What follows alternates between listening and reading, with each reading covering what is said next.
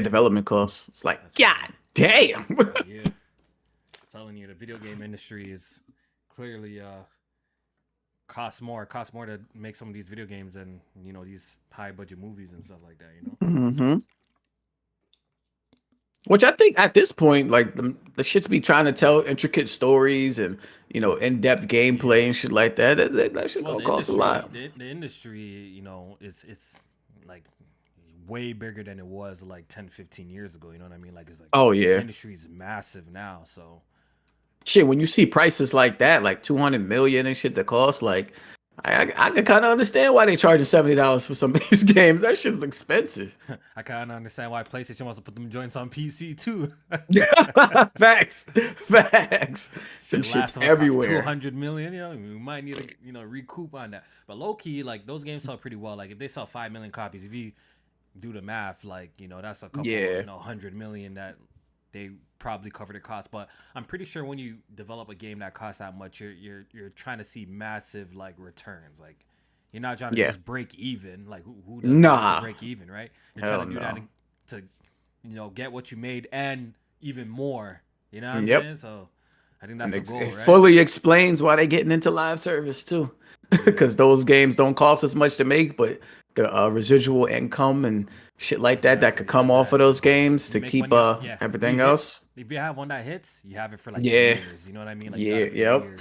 Look at games like Mm-hmm. Fortnite, the Rocket Leagues that lasted years. Like if you Mm-hmm. just get one, you're literally eating for a hot minute. But I think that's where it's a little bit scary because these developers also, it seems like okay, they're trying to kind of chase that, lightning in a bottle moment where we got that hit, and it leads to a Yeah. lot of copying, it leads to less innovation Mm-hmm. in developing Yeah. video games, it leads to a whole lot of bullshit. So I think that's where there's a kind of like a fine line and when it comes to making these live service games because it seems like a lot of these people are just trying to do copycat. Let's just make the next Call of Duty. Let's make the next Fortnite. Let's you know what I mean? Like instead of coming up with original ideas to blow up type of situation. You Right. know what I'm saying? So Yeah. it's definitely interesting, man. But I think it also puts like I know we haven't introduced the podcast, but I know it also puts like single player games experiences in a very unique position in my opinion too because now that doing that and trying to get that lightning strike in a bottle, it seems like it kind of opened the door for great single players games to kind of flourish as well because it seems like a lot of people haven't been focused on it. I feel like now single player games are starting to kind of make a resurgence from at least some of these major publishers that kind of denounce them, like the EAs and stuff like that. Right. But we're starting to see it make a resurgence because I think now they see like, okay, yo, low key, we just make a really great single player game. We could make a a lot of millions off that shit too. You know what I'm saying? So, Mm-hmm. That's right. Oh, but we are live currently. We are live. see that. About to share the stream out. Shout out to Yes, the sir. Yes, chat. sir. Shout out to the chat. We here. Everything is good. What's good, people? What's good? I want to shout out a couple of people. You already know it's tradition. I got to shout out a couple of people during the Always. podcast. You know what I mean? Arcade. Shout out to the channel members. Rich Homie Sean. I see you. During Stamps. Y Band Craft. The usuals. Lucius. What's up? What's up? Wise Guy. What's good? Max. DJ King. Max TT. Delayed Saint.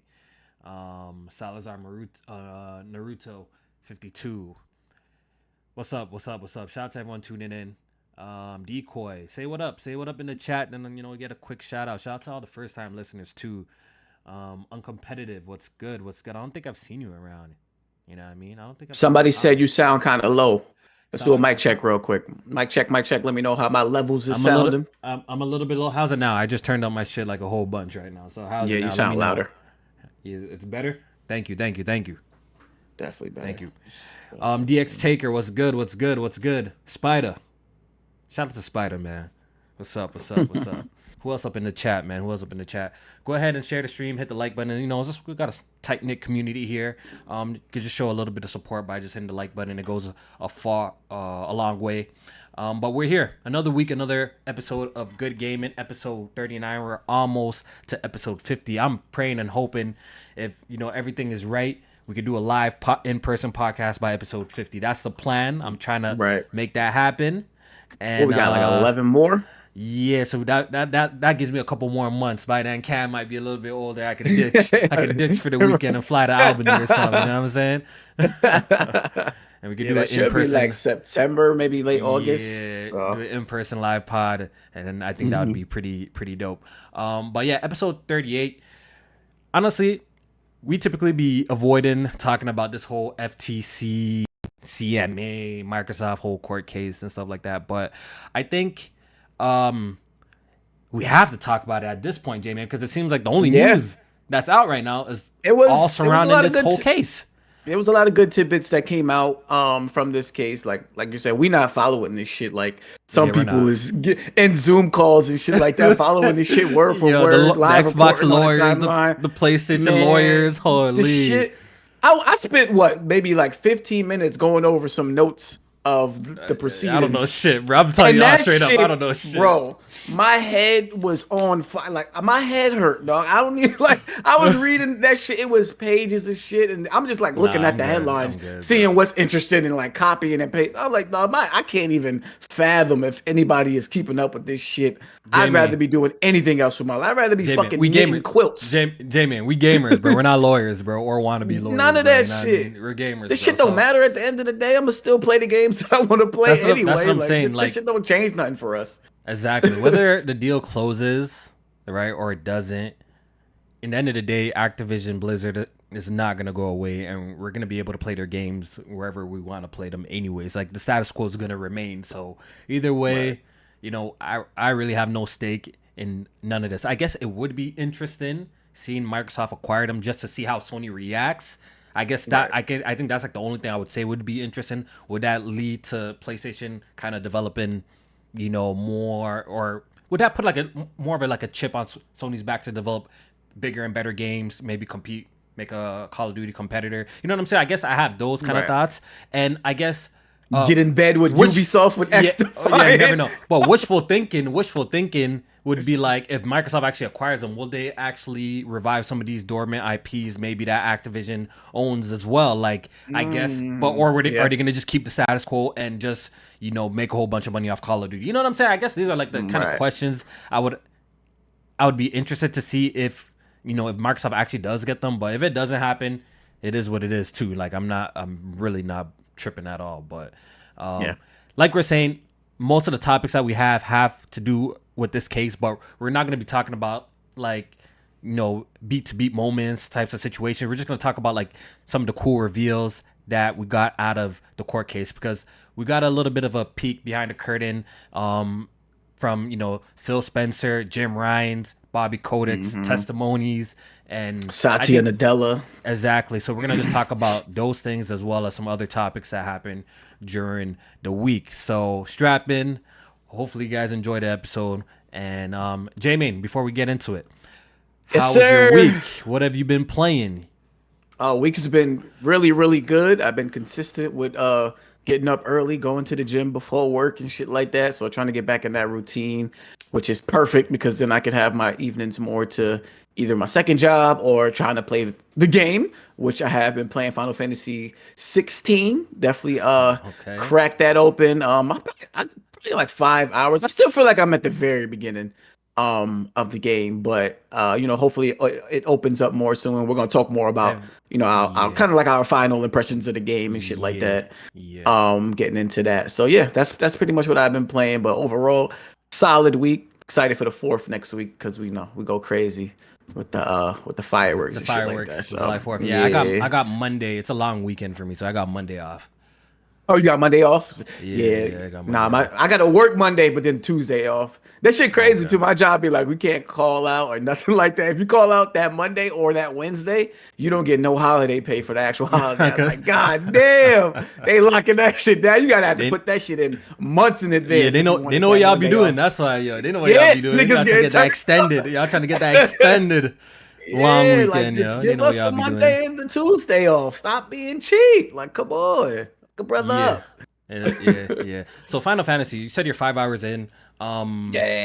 Have you got your second icon ability yet? By that at that point, like have you got have you done the No. Gruda? But I know I'm like right there. I'm like right there. I know exactly what part that is because if you played the demo, you can kind of Yeah, get the idea of where that yeah, location is. I'm right there at pretty much at that part where I'm about to get the second icon ability and shit like that. So, I've experienced pretty much like enough of like what the combat has brought, what they try to do with their style of hub world. A hmm lot of the lore and the story and things like that, what they do with certain like bases and shit like that. So, yeah. I got a little bit of I'm, insight on it. I'm a little bit further than you, I would say. I got Yeah. like, as of today, I got like what 35, 36 hours Oh shit, yeah, in you the way game. you way ahead of me. And yeah, I've been playing it. This the only game that I've been actually focusing on, and then I've been playing it, and Yeah. I'm actually enjoying the game. You know what I mean? I'm enjoying the game for what it is. I think once you get out the mode of like, uh, the game's not really a true RPG in the sense where you don't have to do much strategy and you just accept it for like an action game is actually a lot of fun. I Yeah. actually did drop a video on it, and it's Yeah, I just gotta a check that out. couple of just maybe an hour ago I dropped a video on it. If you're watching the podcast, make sure you guys go check out the video where I pretty much break down my thoughts of the game so far. And I would really appreciate if you guys check it out. You know what I mean? But I will give you guys what I think of it here. It's like I said, it's a good game when you Hmm. accept it for what it is. It's a great action game. You know what I mean? I guess my biggest gripes to the game, J main, is really the pacing. Outside of the performance, the pacing is Yeah. what I kind of have an issue with. It gets to a Okay. point where you be sleeping with the controller in your hand. No bullshit. Ah, wait. You're not fucking with I the story? Like you ain't feeling the Yo, the funny story? thing, the story's dope. Clive, Rosefield, great main character, protagonist. Even some of the side characters like Sid and Jill, Yeah. Warwick are great. Like Jill gets her like a really cool moment in the game as well. They're great. They're great characters as well. But I feel like the game has a lot of missions just to extend playtime, and I talk about it a little bit in my video as well. Like I feel like they just like this is here just to be here type of situation that Mm, it really doesn't evolve the story. Some people are gonna pin it to character development, but right. to be honest, a lot of the things like it seems like extremely unnecessary to It's be like in they here do just that to like even pad in the just to main kind of main missions. bro. There's main missions in the game which you're gonna Yeah. you right now. Actually, the first 5 hour of the game is actually pretty exciting. It pretty much drops you into a lot of action, but once you get like past that there's parts of the game where you literally do like main quests that feel like side quests, legit. Oh I'm like no. main quests. The main quests are No. supposed to be the most exciting parts of the game, in my personal opinion. When you're making like the main quest is supposed to be Yeah, dope, but absolutely. you're and the Absolutely. side quests, I get it.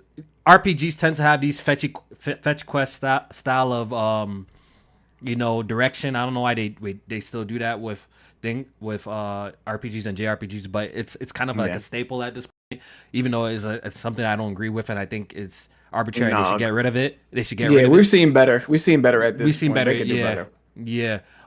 But it's a problem when your main quests are literally have like fetch quest types of mission. Like I did talk about it on the timeline where I did a quest. It's not even a spoiler, but I did a quest in Final Fantasy 16 where I had to go buy garlic and some nuts and deliver it and shit like that. You know what I mean? And there's there's quests in the game where you literally talk to like a couple of people, then they'll be like quest complete. Like you know what I mean? Like Right, like I don't know, right. man. Like the pacing. The game has some extremely highs, like when you're doing these epic icon battles, and even when you're not, like there's just some missions that are absolutely fantastic and a treat to play, and there's some missions like it's a drag, like you have to drag your feet to get to these points, these epic moments in the game sometimes, and I think they could have done a better job Yeah. with that. The music, Okay. fantastic. The Fire. visuals, to me, overall, like I explained in my video, it looks good, but it does have moments where I think it looks a little shaky. Bro, It that could be due. motion blur, dog, you was What are you playing not that? lying. What are you playing that? I'm playing at the performance mode You because have to, bro. You I have to, I man. It's tried that impossible. shit in the quality mode Bro, and it's nah, impossible. I nigga. can't play it. I No, cannot play it. the motion, like you said, the motion blur is even worse because you playing at 30. So this shit It's Yo, just bad. But you know what's God weird? damn. See, I'm not no fucking dev or none, so I don't absolutely understand why it's like this. But I've played games at 30 frames per second, like a game like Spider-Man, right? Yeah, Where that's good. The motion blur is not bad. I'm not feeling sick playing this, swinging around the woods. Not like, you know what I mean? Like Right. it's a playable experience.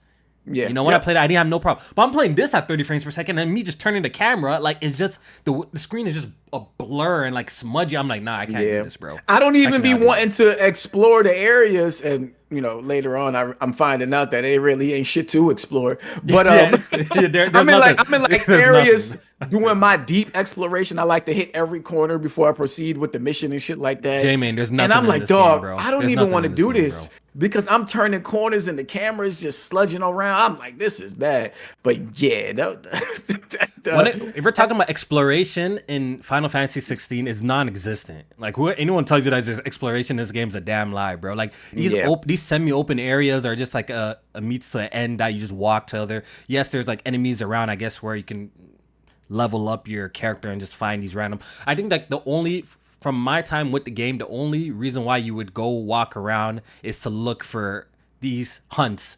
I don't know if they've been introduced in where you're at. I think you're still too early in the game. Not yet. There's these hunt battles where, like, I guess there's like these stronger enemies that you go find and stuff like that, and you can beat them, get higher XP, money, and some items to craft like better swords and shit like that and stuff like that. You know what I mean? So that's like the only reason why you would go look for, even walk around the world. But it is a beautiful, like, Valencia is beautiful, but there's absolutely really nothing to do outside of that. You know what I mean? There's nothing to do in that stuff. So I find myself fast traveling most places anyways. I just fast travel here or there just to get to the points where I'm trying to go. You know what I hate too how they handle the sprint in the open areas. Like that shit is like an auto sprint. Like that shit is terrible. Like there should be a button to sprint in the game, bro. Like yeah, I 100% agree with you. After like 5 or 6 seconds after, and you can't do it in village. You can't do it in villages. It's only when you actually like outside. When you're in a village, it forces you to slow down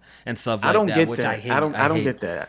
That's a terrible game a little decision. Quality. Yeah, a little quality of life improvements here and there would make the game overall like a better experience and stuff like that. But overall, I am having a good time in the game. I'll be lying if I said I wasn't. I'm having a good time with the game. It just I ain't gonna lie, man. I think that Metacritic a little 4 points too high, Jamin, in my personal opinion. Damn, even the Metacritic you think is gas? I think it's 4 points a little too high. I think realistically, you said that like an 8.5, something like that right now. The game is around like 85. It's like 80, like a realistic. I think they kind of boosted up because kind of, you know what I mean. Look, it's one of Square's been riding on this game. The marketing has been through the roof. It's everywhere. It's on freaking buses. It's everywhere. You know what I mean? But if I really were to give an honest score for the game as of like where I am right now, it's definitely like an 80. It's in the 85-ish. I'm surprised that developers are actually pretty very forgiving. Maybe because it's extremely accessible, J-Main. It's one of those games that if you're not big into Final Fantasy, right?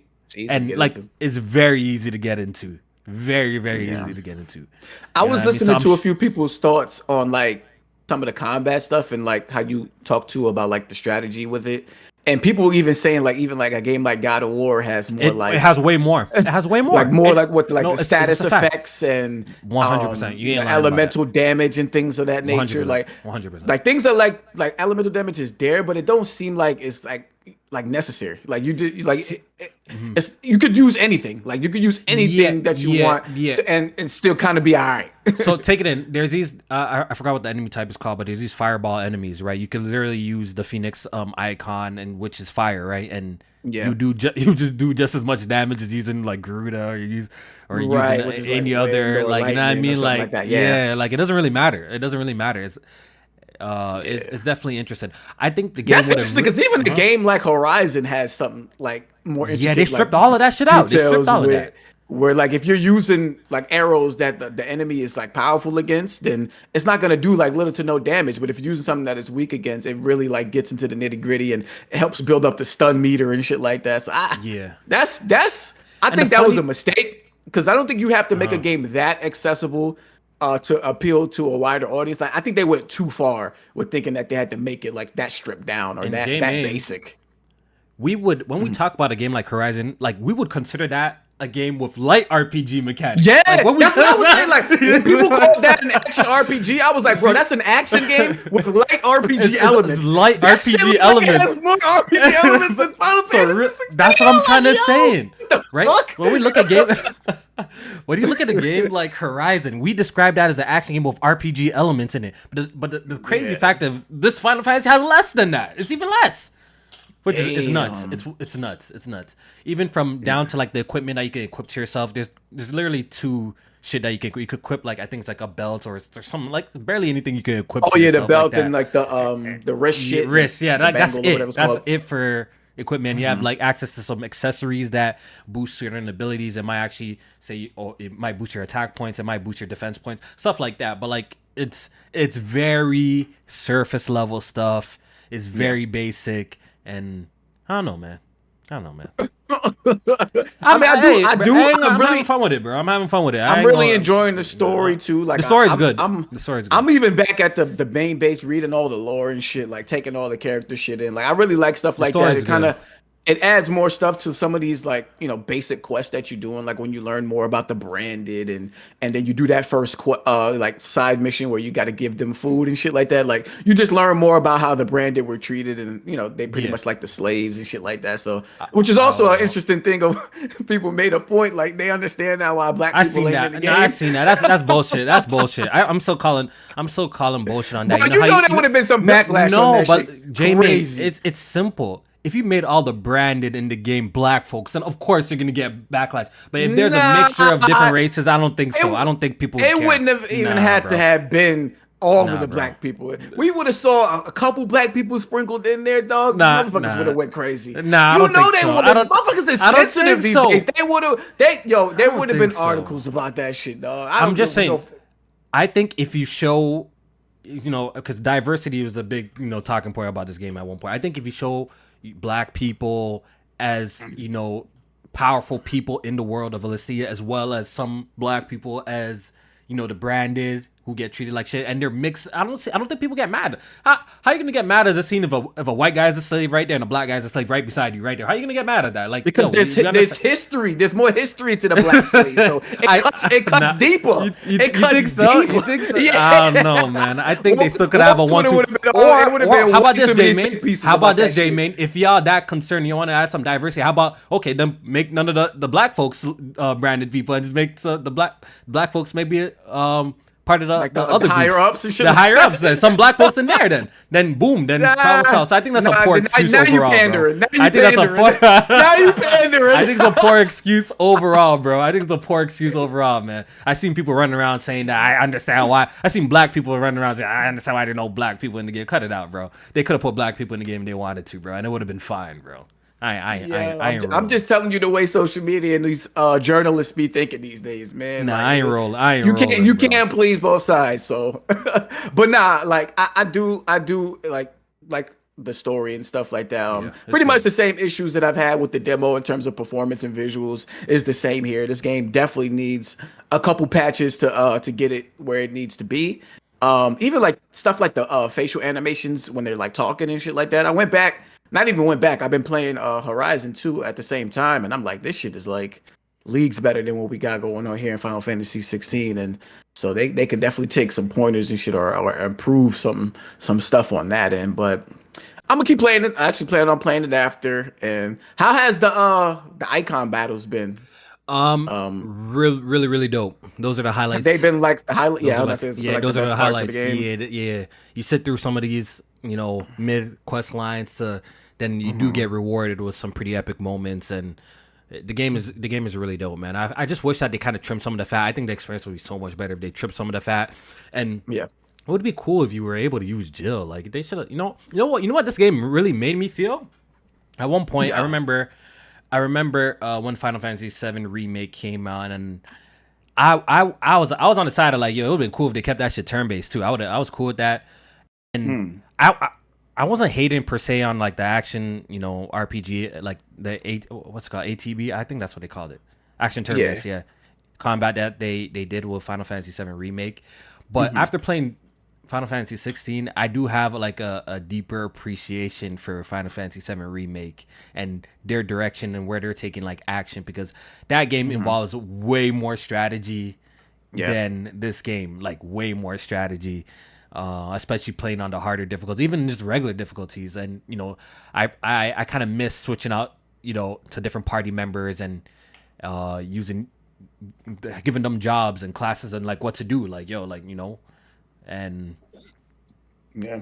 I kind of Because miss I, that. I Yeah, I kind of only miss that. only party member that you can actually command is like the dog and shit. Like as And far as I know right yeah, now. and yeah. Well, as far as I know too, I'm all you do is could tell him to launch enemy in the air. You could, like, what I mean, you could try chain one of his like attacks and stuff like that. And it's nothing. That's really more times I'm even forgetting to use him, bro. I ain't gonna lie, yo. Now I I like only using use them it. for combo. Like you said, like chain attacks and combos. That shit is fire. I like that. But the thing Knocking is, in the like, I was air. using it in the beginning of the game. I was using them to launch my enemies in the air. Then I unlocked the move where you can launch enemies in the air by getting the charge sword, and then I just stopped using them and shit like that. I feel like he doesn't even feel like Useless.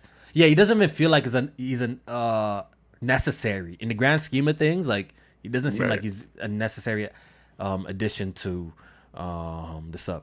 And before we move on to, and I just want to point out one thing as well. You know how I know this game is very light on the RPG mechanics, because when you go into the shop, J-Main, and just looks Yeah. at like the type of elixirs and potions that you can buy, bro. Like, there's like no fucking like magic management in this game. There's hardly anything Right. there, bro. Like, there's hardly Yeah. anything there. You don't have to like cure yourself with poison. You don't have to do that. You know what I mean? Like, there's nothing there, bro. But it is what it is. Yeah. Status Um, effect. That's crazy. yeah. Yeah.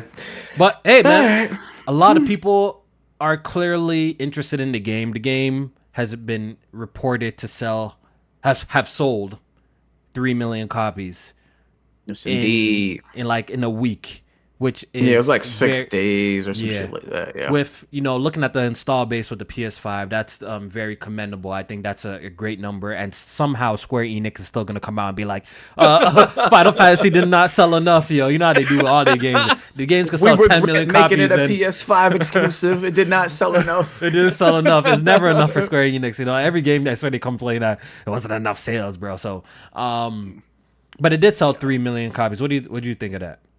I thought that was pretty good. I think that's good. I think that's good. Yeah, I think that should have been right around where they expected this game to land. I think, given the amount of people they had to sell it to, and then also some of the audience being turned off about how the game is more action based or looking more like Devil May Cry, or if you will. I think 3 million is pretty good. I think that's yeah, like I said, I think that's right around where they should have expected it to be. Yeah, I'm not mad at that.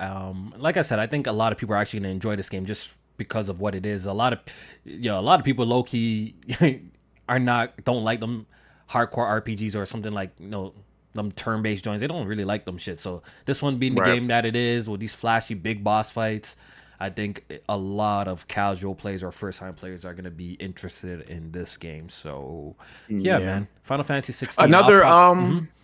interesting thing about the sales too is Uh-huh. the Japan sales, physical at least, those show that it didn't do too well over there in terms of the physical copies. And I don't know if this is because physical is not a big as it used to be, but I think it's like one of the lowest first week sales for a Final Fantasy game in Japan. So Really? yeah, I think it did 336,000 physical copies sold in Japan in the first week. And so, like, for comparison, um, like, damn, I'm trying to see which one might have been. Yeah, based on this list, it looked like it was the lowest one based on the numbers we got. Jeez. Stuff like Final Fantasy VII Remake did 0.70, which is 700,000. Install bases were definitely different, but just give you a figure. Final Fantasy 15 did 700,000, and we know that was mostly on PlayStation as well. So, yeah. I don't know. I don't know if you could. attribute that to Well, people not fucking with this over you know, there, well, I or think physical the sales not game. being what they used to You be? know, J-Man, I will go as far to say I think the game will probably have some legs. You know what I mean? I think the game will Mhm. go on to sell more copies as time goes on. We do know that a PC release is in the works. I think PlayStation has the exclusivity rights for 6 months. That doesn't mean the Yeah. PC version is gonna come 6 months later, though. You know what I mean? That's just when the deal is over. But I think Yoshi P and Dumb said that they're working on that next, getting the PC version out. Who knows? It'll probably come out sometime next year. I'm thinking no later than 1 year though. You know what I mean? I think it will come out sometime in 2024. And Yep. I'm curious to see if the PC crowd is gonna jump aboard on it. I'm sure. I'm sure it's gonna do okay on PC. I'm pretty sure. I don't know if this game's gonna come to Xbox at all. Do you think so? What do you think? Um, Maybe in 10 Probably years not. on your next console? No, I think it will. I think it will. I think it will. I Because still think Final Fantasy VII Remake is coming to Xbox. I just think yeah, they waiting for all the parts. I think it's like some type of deal going on where all the parts yeah, need to maybe, be out, yeah. and then it gets to go to the other consoles and shit like that. I really think that's the shit. It just I don't know. I think originally it might have not started as a game that was going to be multiple parts, but they still had a deal already locked in that PlayStation was going to get the game first, and now that it's like multiple parts and shit like that. I just think I think it's gonna come. No, I do think Final Fantasy 16. You know Is gonna what? come. I think all of these Final Fantasy games will probably hit the Xbox platform eventually, but just like the older games like 10 and stuff like that, it just took a really fucking long time. Remember we got that one E3 or yeah, I think it was that one E3 where they're like, oh, by the way, all these Final Fantasies are coming to like Xbox Game Pass or Xbox platforms Yeah, now. that was a I don't big ass know. I deal. think eventually it will come on a platform, but it's probably gonna be some time. Like you're saying, when it comes to like 7 remake, they're probably gonna make sure all the parts are out first, and then probably another year or two, then they'll probably come to Xbox. You already know. You already know PlayStation in bed with Square Enix heavy. They in bed with Facts. Square Enix heavy. You already know what's going on over there, and they ain't they Yeah. they ain't trying to give Xbox no games like that, bro. They ain't trying to give Oh Xbox no games. no. But speaking on Xbox, I want to talk about this quickly. We actually got an update on Perfect Dark. Uh, Lord. J mate, Lord. you see what happened with Perfect Dark? Yeah, I read this whole article, dog. And I was actually surprised by the headline because it says like, you know, people they feel like it's 2 to 3 years away. But if you read that article, it sounded like this game was in some serious deep development trouble. 100%. And like it seems like they might actually finally be getting it back on track. But there was a point that before was Crystal Dynamics came on board that the initiative was working on this game with Certain Infinity. And there was a point in development where like there was like people was just in there working on shit, and then they would come and be like, you know what, we're going in a different direction. And like the shit would just change up like randomly, like mad time. So Mm, that even happened a few times when Crystal Dynamics came on. But I knew when Dynamics came on, this game was in trouble because you don't bring a big ass developer like Crystal Dynamics on for something that's like doing pretty good and just needs a little bit of help to get across the finish line. Crystal yeah. Dynamics is playing a big part in the development of this game, and yeah, I know the dude that is heading the initiative, Daryl Gallagher. He came from, I believe he came from. Did he come from Crystal? Yeah, Square. Yeah, he was with Crystal Dynamics, I believe, before he came over to Microsoft, and he had some ties over there. So he probably called a few people like, "Yo, we need some help over here to get this Yeah. shit back on board." But now it seems like they are on track. This game is supposed to be using Unreal Engine 5. They said it was restarted and scratched for Unreal Engine 5 last year, and they feel like they're finally hitting like the stages where they can comfortably say it's 2 to 3 years away from being out. But I still think you switched to a whole new engine a year ago, and you think it's coming out in 2 to 3 years. I doubt it. Yes, I doubt it. it's probably 3 plus. Yeah, And if we're being generous. I guess Perfect Dark is just another victim of being announced way too early, just Oh way too early. yeah, Because let me even go back and look at this trailer. When did this trailer actually drop? I think 2 years in 2020. 2020. In 2020. 2020. And the game is Yep. 3 years out, J Main. Yeah, Which they game's gonna said come out when first? that Metroid Prime or this joint, bro? Metroid Prime 4 or this joint? I Metro don't even Prime know. easily, Metro Prime, Metro Prime, and we ain't seen shit. But they said when Yo, this trailer 6 came years, out, yo, Jesus it Christ. wasn't even like they didn't even have an idea of what the game was gonna be like when that Play. Perfect Dark trailer came out. It wasn't even like a How do concept. you? It was We probably have talked about this before, but just to reiterate, like, how do you feel about that? Like, I games hate get shit announced like this. like 6 years out, like 5, 6 I years. That far out though. That's way too far. Way too What's the far. maximum for you? The maximum for me is 3. So 3. Out it's two 3, two and two you have to years. show me something. You have to show me 2 years something maybe new for every me, year. man. So like you reveal it one year, and if it's like a CGI trailer, I'm not gonna be as excited. But it's like okay, and then the next year you got to show me gameplay, and then the year after that it has to be coming out. I Like think two. I think that's my two timeline. is my preferable. Like, yo, if it's 2 years away, then Yeah. go ahead and announce that shit. But if we're talking about 3, 4, 5, like, like that Elder Scrolls 6 announcement was just to hype people up. Like they clearly Yeah. haven't done jack shit towards that game at that point when they revealed it. They just put it in there just to say, you know what I mean, just to get some fans hype type of situation. No, they also did that to cool people off because that was the year they announced all that mobile shit and I mean no the online games. It was the Fallout 76 and then more shit for Elder Scrolls Online and all of that. And I Oh, was so like, yo, what the okay. fuck? Yeah, The Elder new Scrolls people- fans yeah, was the getting new- sick. Like, yo, what the yeah, fuck the is new- going on? the new We people ain't was getting gonna no get new mad, Elder right? Scrolls They- games since Skyrim. Like, what the fuck? And they just Yeah. showed that little trailer. That shit Just ain't get coming people. out. Yeah, bro. I bet you the game gonna look nothing like that too. From what we saw, it's not gonna be indicative of anything we saw too. So Yeah. Now, yeah. if the industry wants to go to a timeline where we get shit like, they announce a game 6 to a year from release, I'll be perfectly fine with that. But let us know. Like, don't just like be quiet for mad long and be like, yo, what the fuck is happening? Like, we want to keep these games as close as possible to their ready release. I know PlayStation has hinted that a little bit, but then they do shit like Wolverine, which I feel is not coming out. When time was soon. that? When was that revealed? Was that last year or 2 years? That was ago? last year. Wolverine Last year. was, yeah, last year. So 20 we should be seeing it again next year. I think we will. I just don't think We it's coming should- out next year. I don't think it's coming out next year. Yeah, because They I'm pretty working sure. on like I know they're a big team, but that's Yeah. gonna be a nice, that game is gonna have a nice budget to it too. So that's not gonna be something that is gonna be made in a few years and shit like that. I think something like that might take like 4 or 5 years to make. Really? So If it doesn't Yeah. come out next year, it's definitely going to be 2025 the latest though. I think oh shit, Wolverine was 2021. 2021. So yeah, so it's been almost it's 2 years since two. we seen it. And we haven't So we better seen we nothing better new. see it. Yeah, we better see it next year with a release window. We better see it with a release window next year. At that point, you know what I mean. But I will say it seems like Insomniac are very efficient when it comes to making video games. It seems like when they got all cylinders firing up, they could cook up pretty fast. quick. So yeah, pretty fast. So. I agree with that, but I feel like I don't want Wolverine to be And I another feel one of those like quick J-Main- game turnarounds. And I think it really depends the scale and scope of what they're going for Right. Wolverine. Is Wolverine going to be if it's going to be a more linear or semi-open experience, then it might not take Yeah. as long to develop it like a Spider-Man, which is like an open world game where they got to do a whole bunch of shit. If it's just going to be like a kind of a linear style experience, then it might not be that long, bro.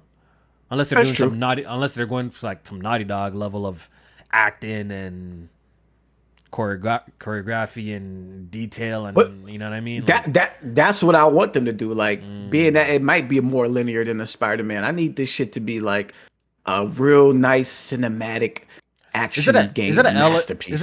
Is it an L if it's a teen rated game?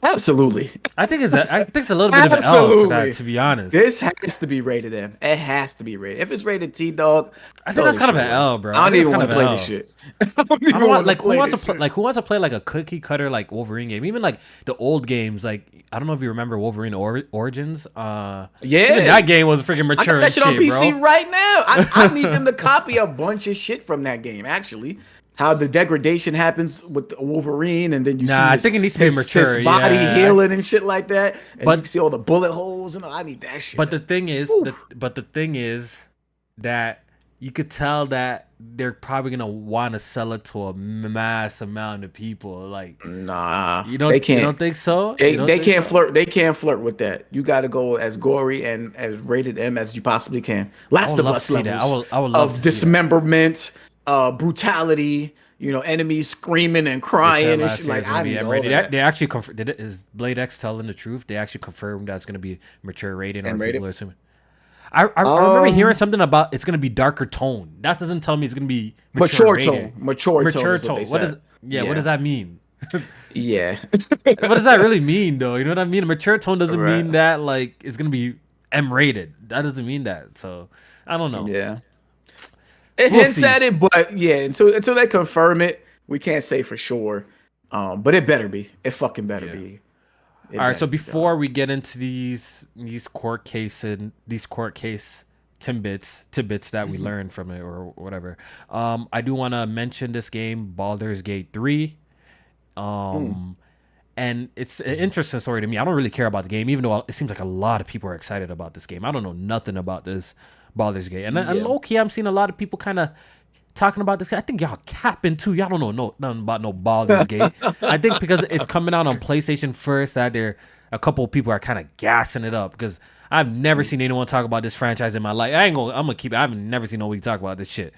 Have you, Only J-Man, or am people I I bugging? seen talk about this game is Alex. That's it. Oh no, it's Alex. Is the only Even then person I until ever heard. even then until it got announced, the third one got announced. I didn't even remember nobody talking about this shit. It must be a big Yeah. franchise because I see people hype for it and shit. But it's obviously like a PC centric style of game. I think. RPG and shit. Correct Yeah. me if I'm wrong. It's maybe Diablo esque. It might be one of them top down type of Diablo type of game. I haven't really. Probably. I I don't know. I, I I don't don't know know shit shit about. about it. I don't know shit about no Baldur's Gate 3. But the reason why I'm bringing it up and I found the story interesting, the game is not releasing on Xbox alongside the PlayStation 5 version, and that's because it seems like they cannot get parity between the Xbox and PS5 version. And the reason why they can't get parity is because of that Oh small little shit. box. That small little Oh box. shit. The Series S was a mistake. Was the Series S a mistake? Was the Series S a Yes. mistake? Because It it seems was a like developers mistake. are having a hard time. So the news is that apparently this game is supposed to have some sort of split screen feature. Yes. And they're struggling to get split screen going on the Xbox Series S. And Microsoft has a rule when it comes to launching games on the series S consoles that they both have to be the same, relatively like the same, or have the same Yeah, amount of parity. features, at least features. Yeah. And it seems like the game is being held from the Series X people because the Series S is having a hard time running. And it's not even an open mic night, but I see Def Singer in the open mic section. I'm gonna drag him in here and see what his ass have to say. Low key, because maybe he could talk to me about this FTC shit, because I don't know nothing about this shit either, bro. So I'll let Def Singer pull up on the pod, because I don't know shit about shit when it comes to that. But this whole Amen. situation, what do you think about this? Baldur's Gate 3. I mean, yeah, Baldur's Gate 3 not being able to run properly on the Series X, so the game's not coming out for the console. What do you think, J-Man? Listen, if the devs say that Series S is dog shit, then it's dog No, shit. All do right. I sound good? Yeah, you Yes, we sound can good. hear You you sound loud good. and clear, brother. I'm What was rocking Do I with the sound good, devs. Kofi? You sound good, Defson. What was troubling you that you popped in unannounced, not on an open mic night? What's up? What was troubling you, sir? That Xbox logo shined in the sky. He put his suit on and came running. You coming to hold the line? You coming to hold the line? Can he hear That's us? it? I think he's Hello? having some audio issues. But what do you think, Yeah, it's J-Man, me. though, about the Baldur's Gate Um, 3? What are you saying about that? Nah, serious. That's dog shit. The developer said it's dog shit, then it's dog shit. I understand I believe the developers, they're having a hard time. Look, I was watching some comparison videos for Street Fighter 6, right? With the PS5, Xbox Series X and S. Boy, that Xbox Series S version is downgraded so bad. Like the lighting, it should look like it looked like a last generation game in comparison to Yeah, like the yeah, PS4 on yeah. the Series S compared to what they do. The lighting was different. The amount of people in the background was stripped down. I was like, "Yo, what the fuck? Like this shit don't But even look like the J-Main, same game." don't you see that? Like, yeah, yeah, we hear you, Death Singer. But don't you see Yeah. that? Doesn't it seem like Microsoft kind of put themselves in a very weird position because all of a sudden, all right, if developers are complaining about this console being not strong enough to play these modern games and they're having a hard time developing for it, then if they be like, yo, we want to make a Series S Plus, will that mean that some of these games like wouldn't be compatible with the old joint too? Like, you know what I mean? Like, or Microsoft, if I was, would it be a smart idea if they actually made a Series S Plus, right? And just this kind of discontinued the S model and maybe still support it, but the games are still gonna be dog shit on it. Like the games will be dog shit on it. What do you think? Yeah. Do you think that's like a mistake if they did something like that? If they made a Series S Plus, Plus, I mean, yeah. yeah, because that's like the Series X then. Like the Series X is kind of like their Series S Plus. So I don't know what, like, Mm. unless the developers are really, like you said, if they're having like a hard time moving forward and shit is getting really bad, then they're already talking about not doing a pro console or something like that. So if the S is struggling like that, then they might have to do something like that. But I thought that's what the X would have been. But they said, look, it was the S was just a cheaper variant of the X, and all these next generation games is going to be able to run properly. So it just seems like, listen, I don't think it's not going to be able to run on the S. It's just going to take a lot more development time and optimization. They're going that's what I think developers are complaining about, is that it's taking more optimization and You have to time work harder. to You get gotta it work harder. working Like, on. yeah. Yeah, they like shit to be seamless. They want, all right, if it works on this, we could just kind of like copy and paste this shit across and maybe do a little bit of tweaks here and there. But they actually talking about calling up Microsoft engineers to come in and help them and stuff like that. That's a lot of work. That's a lot of It money. is That's a a lot lot of of work. dev time. Nobody trying to do all of For that when they trying to port shit over. for realistically, if you were the market leader, it would be kind of a different story. They might want to put that extra effort, but for a version of the game that potentially might not sell as much copies, then it might, you know what I mean? It'd be like, yo, is this really worth it? So we could Baldur's Gate 3 could be the beginning where we do see like multi-platform games that just should be multi-platform just kind of skip out on the Xbox. It could be a possibility that we see that, right? That maybe people don't want to deal with that shit, or like we'll fix it later or launch later just because we're having a little Yeah. bit of trouble. That's definitely getting to work on that. definitely interesting conversation to have, to see how that is going forward, because I think this might be one of the first times we actually seeing like developers like come out and say like, yo, the game is like not We can't get something meeting- working. Yeah, we can't get it working. we can't get it working. So it's coming to Xbox. It's just coming later. Like they kind of being a real transparent. But the Series S is, I think that's the console Microsoft wants to sell the most, to be honest, because that's the one Yeah. that locks people into their ecosystem. It's digital only. So when you buy something like that, you kind of down with them forever. Like you're getting all your shit digital. You're not doing physical. So all the games you buy is like, you feel like you locked in. You feel like you a part of Xbox when you buy something like that. So I think they want more people to buy something like that. But I don't know. I think they might. Sony. I think Sony did it right, where the cheaper one is still the same innards, but it's just digital only. I think that's Yeah, the I think way. that was smart. I think that was definitely Yeah. very smart. I'm They gonna give wasn't giving the PlayStation credit for developers that. That was smart. no reason to think It makes even it back easier. to the It's PS3 just days, where easier. shit is a little bit makes it- harder to develop for, or harder to develop or optimize for. You know what it is though, J-Main, as well. And if this number is accurate, right? I saw you retweet and I retweeted it too. Apparently, Microsoft is having some sort of conference in Brazil. Oh yes, During like So, an yeah. idea Xbox presentation, and one of the slides is pretty interesting. It like we always trying to wonder, how much consoles did Microsoft actually really sell? Like we're always guessing, we're always doing like some sort of estimate. But during this Microsoft presentation in Brazil, they have a slide saying that Microsoft is the Series S and X consoles are at 21 million units sold. Around Yes. 21 million units sold. And that sounds about accurate. We know the PlayStation's at what, 38? Around 38. Yeah, I think the last numbers we got was 38. So the Xbox is at 21. It sounds about accurate. And Yeah, Jamie, that out sounds of about. the 21 million sold, do you think a majority of those are Series S consoles or X consoles? I guess that's my next question to you. Mm, Do you think more people on this planet own a Series S or a Series X? I think it's the S. I ain't gonna I lie. think so too. I I think so think it's the too. S because I feel like those have been more readily available. I feel like they have That put is true. more That is effort true. into putting more stock of the S out there. Like when Xboxes were in stock, like I was seeing the S out there a lot more than the X. That is a fact. And so I know, both of these systems went through stock issues and stuff like that. But the S I've seen, the S was the first one I walked in the store and actually saw it on the shelves.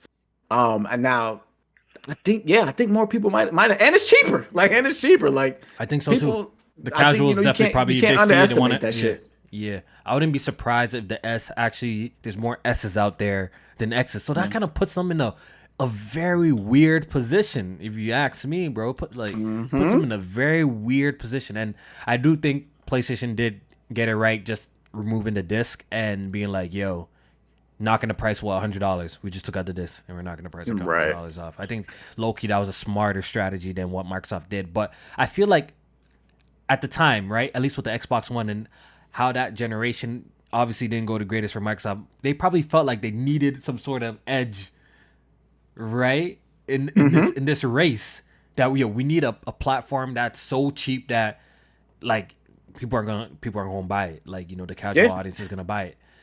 And it So helps with the Game Pass too, because yeah. you're getting in there at cheap, and then you have the subscription service that has all of these games to offer you. So it's like, oh shit, I can get a next gen system for damn near $200 cheaper, and I can get all of these games to go with it.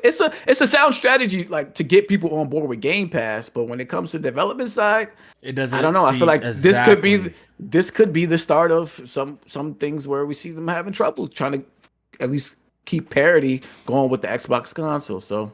Yeah. I don't know. Yeah. Oh, another interesting thing too about that Brazil picture that we're seeing, and take this all with a grain of salt, but it said 79 million for Xbox One and Series consoles combined. So if you do the math, that's Mm. 58 million for Well, that sounds Xbox right. One. That sounds right. I was about to say That sounds that right. sounds No. about right too. So Yeah. I Yeah. Yeah. started these numbers might be true. I think so too. Shit. All right. So let's get into this whole FTC. FTC. I don't even know where to Fuck that begin. couch. I don't even know where to begin, guys. Honestly, because I haven't really been following this like that. But you know what? I'm kind of happy that Death Singer kind of just popped in this shit because I know his ass been following this shit, That's the cheering on on the Zoom it. calls. I was originally here for calling cap on D&D, but I guess I can. Yeah. Do a Stick bit- around for this because I don't know. I don't even know where to begin for this, man. Have you been following this whole court case and stuff like that? You've been Yeah. following this, right? All right. Obviously, I'm gonna put it out there. Death Singer is an Xbox supporter, a Microsoft supporter. So I'm putting that out there. So his views might be a little, biased and skewed. No, but no, I'm no, gonna ask his accounts of Microsoft versus the FTC in this court case because I know your ass been following and I haven't been following. So you give me your take on it so far and how's it been going? Is it a clear W for Microsoft or is it a clear W for the FTC? Please let me know. All right, so someone I really respect who actually is a mergers and acquisitions lawyer, and he actually does this stuff for a living. So I'm going to take his word on it over any person on Twitter as an armchair lawyer. And according to him, he kind of thinks it's still 50-50 the way the closing arguments went. Interesting. The amount of hilarious quotes, the amount of quotables that came out of this is absolutely fantastic. And the amount of tea spilled. Because we didn't know Indiana Jones was exclusive. No one knew. That came out and it was like, oh, okay. Yeah. That happened. Then you had, Jim Ryan revealing that he actually wasn't worried about COD being exclusive. That was hilarious. Okay, I think I read that somewhere. I read that somewhere. Then there's today in particular, the judge was going hard with the FTC because they kept mentioning Sony, and the judge kept on saying, "Yeah, but what about the consumers?" And I'm like, finally, someone recognizes because someone counted it on the second day they were doing it. They mentioned Sony 72 times. They mentioned the consumers 11 times. They Who are you counted fighting it. for here? Come on, man. Come on, man. You're saying the FTC? So you're saying the FTC is Sony lawyers right there. Pretty much Sony lawyers. I would say the FTC is timed exclusive to Sony right now. That's funny. That's funny. But overall, it's, they made good points on all sides. The FTC tried to go hard. It's currently, I would give it. What's the mic drop moment for the FTC to shut this whole shit down? You would say, from everything you've been paying attention to in this, like, did they have it? Did they have a moment like that, like, oh, we got your ass type of situation? I did see this. I did see this, J-Main. I read that Matt Booty was saying, like, yo, we could outspend PlayStation or something like that, along the lines of something like that we could outspend PlayStation out of business. So Def Singer, is that some incriminating shit to say in these emails or what? Which one was it? Sorry? I think Matt Booty said they can outspend PlayStation out of business or some shit like that. Oh, that wouldn't have taken effect because that it wouldn't have been counted because that was before the purchase. That was back in 2019. So they wouldn't have taken that so it's old. That was like an internal email for 2019. Ain't no one care about that because they weren't even buying Activision at the time. That was just a mail. But obviously they did change their approaches, so you can't take the emails at face value because you know what, they were also saying they were thinking of canceling day and date in Game Pass. That was a thing. And Booty said that would be a travesty. People wouldn't trust them. This should open. This whole ordeal should open up a lot of people's eyes. I remember when I be telling you these guys are wolves in sheep's clothing. These guys are, when the lights cut off or the camera cut, they trying to smoke, man. You see, at least we got a glimpse of how these guys really are in the background. Oh yeah, in the emails. In the emails, we got a glimpse of how these guys really are when the cameras is off and shit like that. And part of me is J-Man's like, what you say you'd be happy to see. Part of me is a competition. Like they want to actually smoke each other. Xbox want to smoke PlayStation want to smoke. You know what I mean? Because didn't Jim Ryan, I think I read as well that Jim Ryan has some sort of quote saying, or he was talking to somebody and he's like, yo, Microsoft should have just invested in like an electric car or some shit like that. Like they got some smoke. They're talking spicy. They're talking spicy to each other. Talking to somebody else. I think that was somebody else that actually said that. But it works. But he works like with PlayStation though. Doesn't he work at PlayStation or no? That guy doesn't work at PlayStation. I don't know if he works there. Okay, I don't know. I know he was talking to Jim Ryan though. Yeah. He was saying like, he said something too like our baby is gonna be okay or something like that. Like it's like because that's when Jim Ryan was pretty much saying like everything is gonna be all right. Like we gonna be all right if if they buy Activision Blizzard. He ain't worried about it and stuff like that. Yeah, he was like. And he was like, they should have just invested in like a smart electric car or some shit like that. He's like, but our baby's gonna be all right. Yeah, there's something like that. So we are getting a glimpse of how these people actually are. We got like an email exchange between Phil Spencer, and I thought this was interesting. We got an email exchange between Phil Spencer and Jim Ryan, and you see, this is why I always say, I feel like Sony's doing nothing wrong. They playing the position like they supposed to play. Apparently, Jim Ryan was trying to. With this Activision whole deal, he was trying to leverage and get Bethesda games back on PlayStation. Did you see something like that? I'm like, Jim Ryan, this is how you negotiate. Yeah, that first deal wasn't. It was like a couple years for Call of Duty. That's the only thing they was guaranteeing. Yeah, to 2027 and then they came back.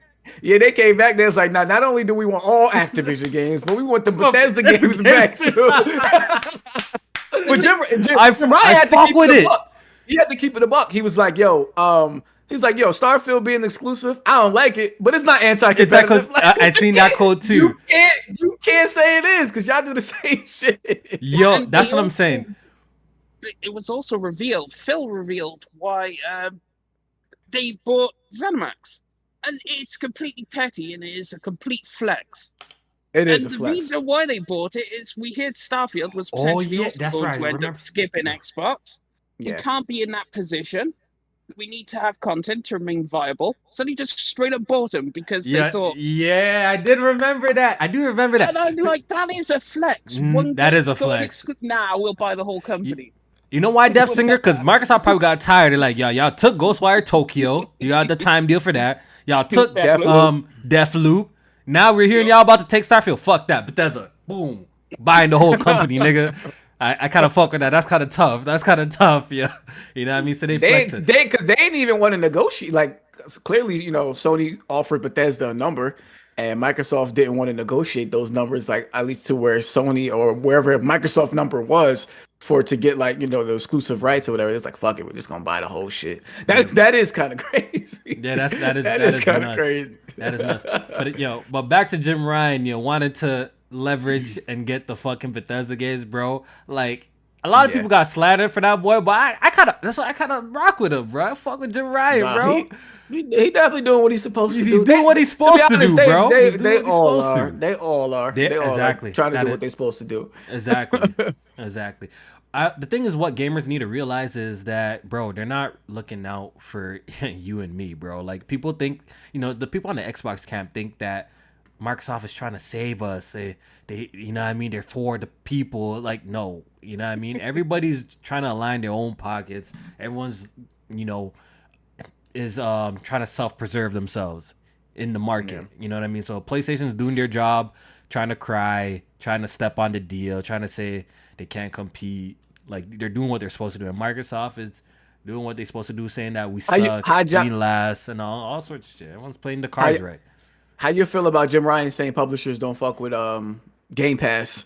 Like, he was like, it's like unanimous that publishers ain't fucking with Game Pass. Well, I believe it to a certain extent. I do believe it. I do believe it. I know some people have come out and said that they're all for it. They obviously got a big bag, but we hear things like from Bobby Kotick. Like, he came out and said that there's no amount. I think, correct me if I'm wrong, but I believe he's like, there's like kind of like no amount of money that will let him put like Call of Duty, like a new COD, into like a subscription service. Like, you can tell, like, when it comes to like him, he don't really fuck with that shit at all, right?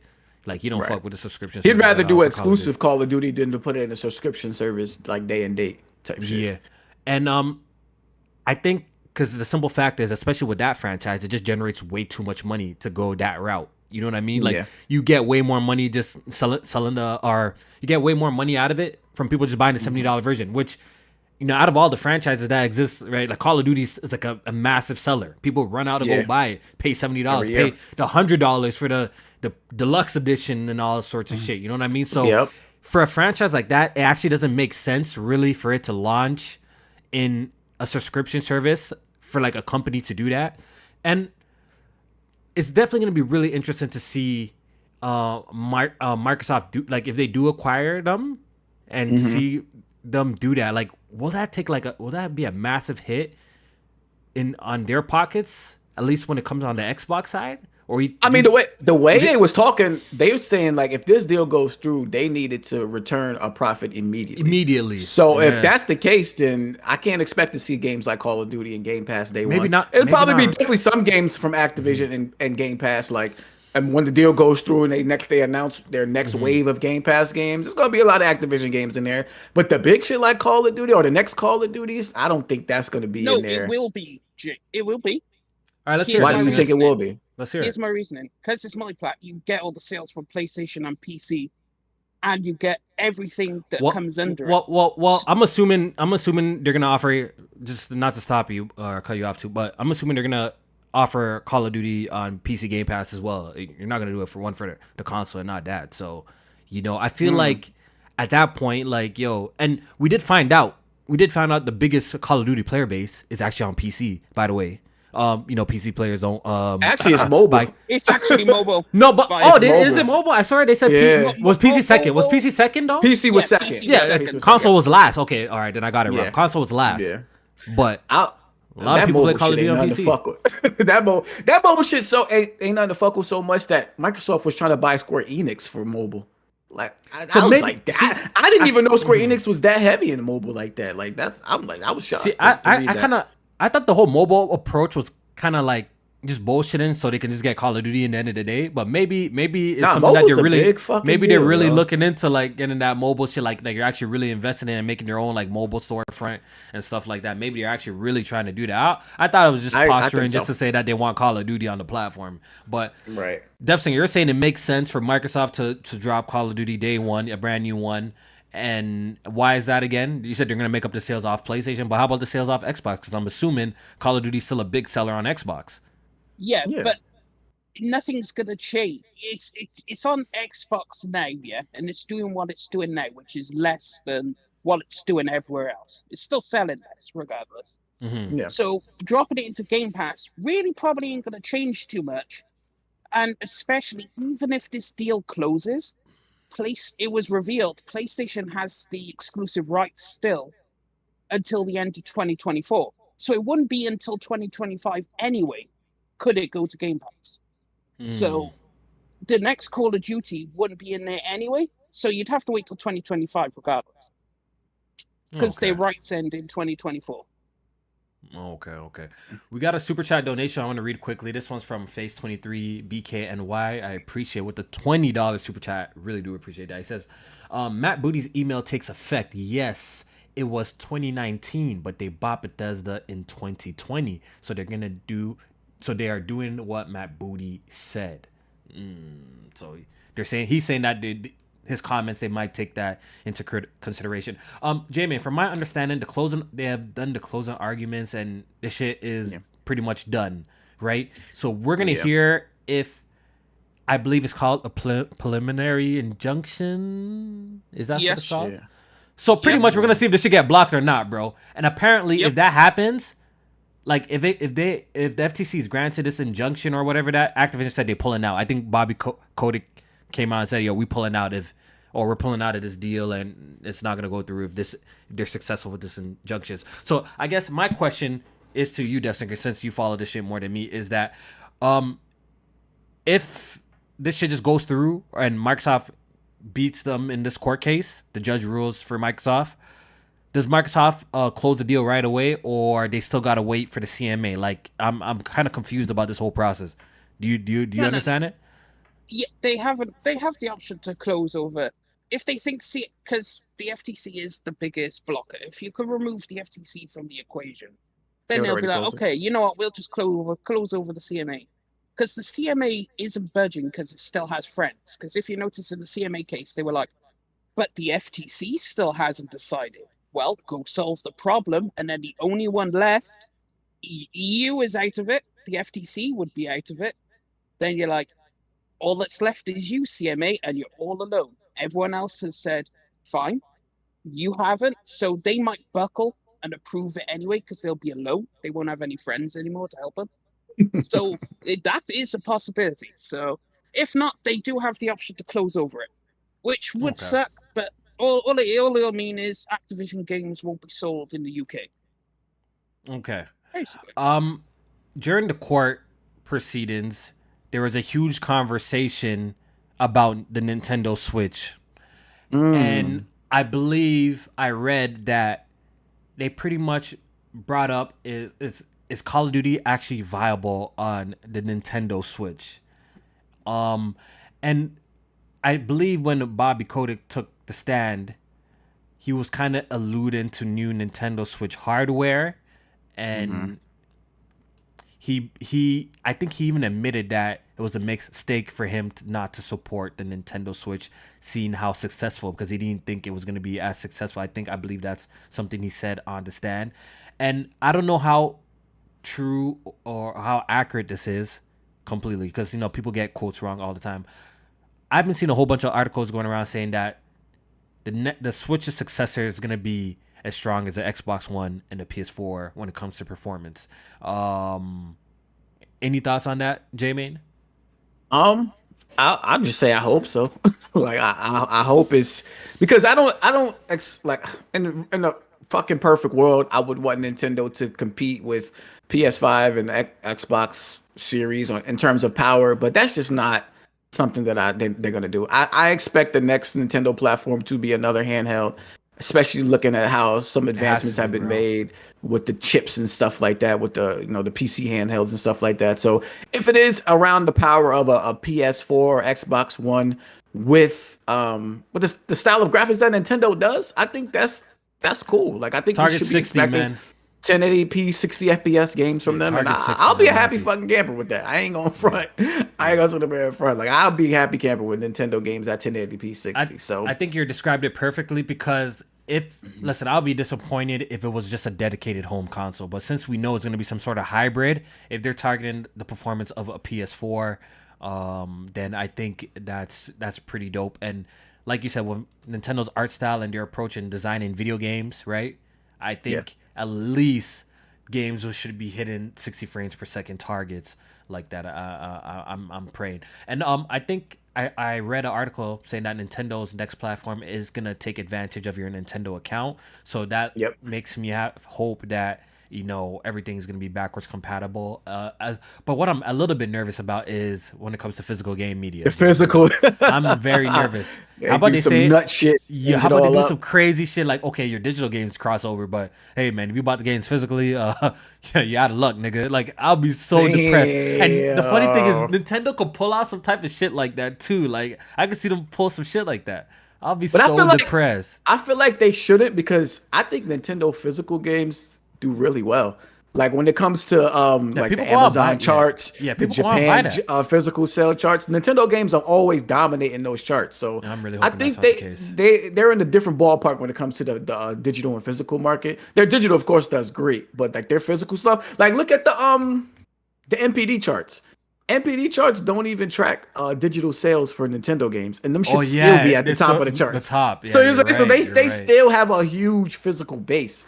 So I think they should fucking leave the physical shit alone. But it's Nintendo, so you can never be too sure. because I don't know how much space a cartridge holds. Like, the basic cartridge hold like what, 64 or something like that. Someone in the chat will correct me, some Nintendo fan in the chat, but like, how about like they go for a different like kind of media, like a different media that holds more like data? I'll be so sad, Jay, because all my Nintendo Switch games, my big ass Switch collection, are all fucking physical games, bro. All physical games.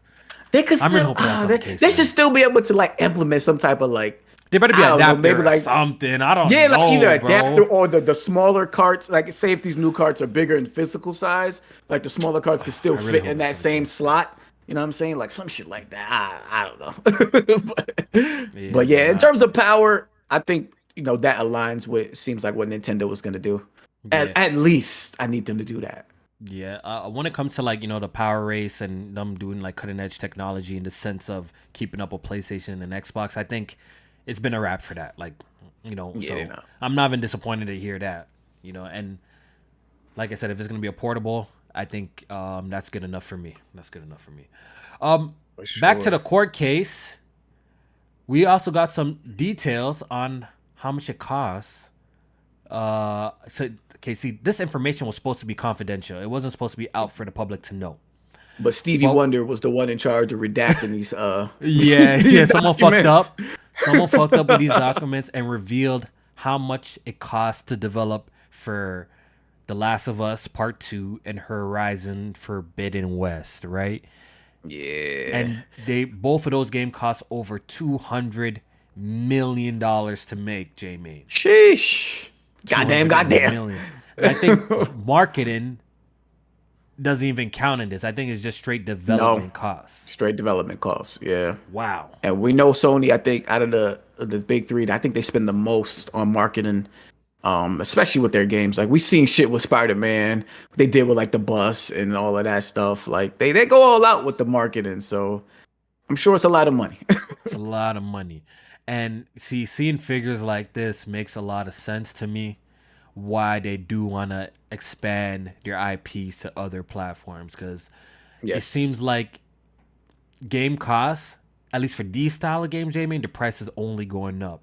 These guys are hiring celebrities. These guys are doing cutting edge graphics. They're doing the fanciest mocapping around. The games take 5 to 6 years to make.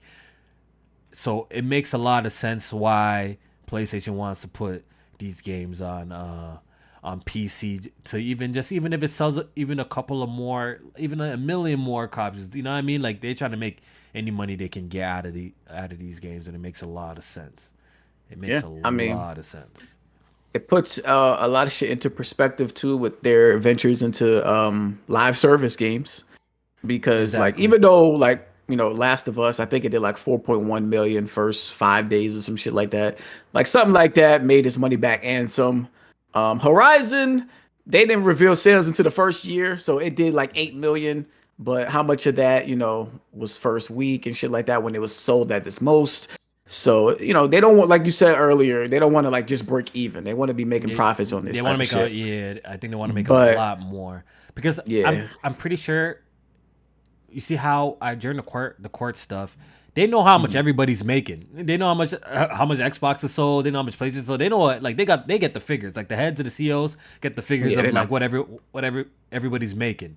You know what I mean? So I said this before on this podcast. They gotta look at like Nintendo sometimes. They're like, yo, they must be making like a crazy amount of money. Like, yo, like profits is like the profits must be nutty when it comes to their side of the shit, bro. If they're selling 50 million copies of Mario Kart and shit like that, a game that was like already available. You know what I mean? Like they gotta know what's going on over there. So maybe that's why you're saying that they're looking more into like live service shits so they can make their stuff that's not as much in development but can make yeah. more money or consistent revenue and shit like that. So if they want to keep up with these budgets going higher and higher, I can only imagine what something like a GTA 6 is gonna cost. Yo, that budget is definitely gonna be like that budget's like obviously half a billion, and even more maybe. Like who and knows? development $500 million, and then marketing is gonna be insane. But they're gonna make that shit back. They be doing like $1 billion in 3 days and shit. Like they're gonna make that shit back easy. They break records. Hey, Kofi, what's up, the thing Def? about them, they don't actually know quite all of the information. They only know what's revealed to the other party because when you're listening to the court case, the lawyers will obviously be like, you see whatever name of document in front of you. We can't talk about it, but you can see it, the person they're talking to, and then they talk around the numbers and everything. But like when it came to Microsoft revealing full financials and whatnot, they kicked everyone out of the court. The only people in the courtroom was the scribe, the judge, and the Microsoft person. Really? No one else was allowed in there. Yeah, they completely kicked everyone out. Is it Microsoft or Xbox division? I'm curious. It was Microsoft CFO had to go in there, chief financial officer, and explain. Obviously, I guess a lot of the economics that go into it and Microsoft's position. So it's like they don't quite know everything because that's probably super top secret information, and it also explains why Sony threw a You know why super top secret, J man? Because them numbers low, bro. They don't want to. They be lying to the investors. They lying to the investors. Them numbers low, and they don't want this shit to get out, bro. They don't want this shit to get out, bro. Oh no, the investors they know the numbers. They know the numbers. The investors know everything. Do they really know the numbers if they're coming out with these earnings calls and be like, yo, we're talking about user engagement, and they never talk about numbers, but. Maybe they do. Maybe they do. Them earnings calls. They got other like investors get access to other. They probably get some. They probably get other shit. Yeah, they probably get other shit. Like it's board meetings will have to report to the board regardless. Yep. And you can't lie because that's a whole criminal thing. If you start lying to your board, yeah, you kind of can't. You have to be truthful. I'm just talking shit. Yeah, I'm just talking. Nah. And. Another thing that I want to mention that happened during this whole ordeal is that we got a huge list of potential acquisitions that Microsoft was trying to do. They were actually trying to buy Sega. They were trying to buy Bungie. They were trying to buy IO Interactive. They were trying to purchase Square Enix. Like Microsoft was really trying over 100 developers in consideration on that list. Right? Not saying those people would actually sell, but I'm pretty sure these are the people that you're interested in to buy. I think that's what it was, right? This was probably back in 2019 when Matt Booty was talking his shit like, yo, we could just buy these like Sony out the market. Like we just buy everybody up and then we good. Now it's everybody's on here. Housemarque is even on this list. Like you said, Bungie, CD Projekt Red, 505 Games is a publisher, Annapurna, Devolver. Who else do I see? Like you said, Sega. Sega actually responded and said they're not looking to be bought right now, but they do have a great partnership with Microsoft. I still think Microsoft is going to buy Sega. I see that happen. They have a great relationship with them right now, especially seeing this past showcase where they revealed The brand new game at the Microsoft Showcase is on Game Pass, and then all these Persona games is going to Game Pass and stuff like that. The Yakuza Sega, right? So yeah, Yakuza Sega. Yeah, Yeah. So Yakuza franchise would be on if Xbox Game Pass. if Microsoft acquires Sega, do you think this is a exclusivity play that to bolster up Game Pass, or you think they're gonna release those titles like the Personas and stuff multi-platform? Because that'd be kind of a wild turnaround to all of a sudden Persona games being exclusive to Xbox. That'd be like something fucking crazy. I think Phil said the games would be everywhere, but I think that makes Game Pass. I think that makes the most sense though. Like, that'd be does. crazy if they lock like, because those games really don't even sell like that crazy like that anyways. Like that'd be crazy just to lock it to Xbox unless they really believe that this will drive more customers to actually buy into platform. Unless they really truly believe that. But do you think not that much? Not that much. That's what I'm saying. Do you think Persona not enough that it's and going those to be worth it? Star Ocean, Persona are like those kind of IPs that would be like, all right, you know what, fuck it, I need to have an Xbox to play these games.